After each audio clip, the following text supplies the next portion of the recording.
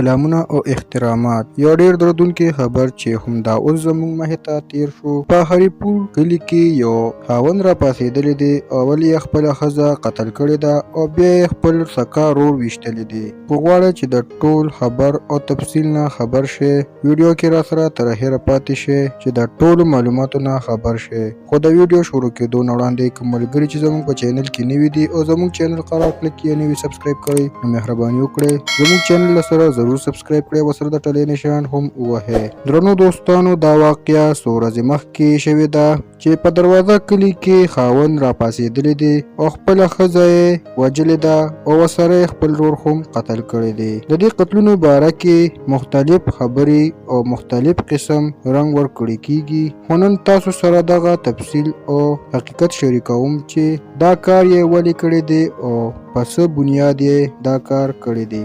آیا رښتیا د دې دواړو په منځ کې څه تعلقات وو یا بل څه وجه وه چې دا واقعه یې مخې ته راغله چې په دروازه کلي کې شوې ده چې دا د هریپور یو کلی دی چې خاوند خپله ښځه او ورور وژلي دي. د دې نه پس یې بیا پولیسو خبر شوي دي، نو په موقع باندې را رسېدلي دي او ویل کېږي چې دغه مجرم هم نیول شوی دی، خو هغه څه داسې ثبوت یا ښکاره خبرې نه دي کړې چې هغه ولې داسې کار کړی دی. خو د خلکو په وینا ده چې کم کلیوال یې دي او خپل خپلوان یې دي، هغوی ویلي دي چې داسې هیڅ خبره نه وه او نه په کور کې داسې څه مشکلات وو او نه د دې جینۍ او د هلک په خپل منځ کې څه داسې غلط خبرې وې، بلکې هغه یې په خپل بنیاد باندې وژلې ده. خپله ښځه چې وژلې ده هغه بل څه وجه وه چې په خپل کور کې څه جنګ جګړه وه. خپل ورور یې چې وژلی دی نو هغه سره خپل څه مشکلات وو، نو په دې وجه په خپل ورور هم ډزې کړي دي. خو نو په کار چې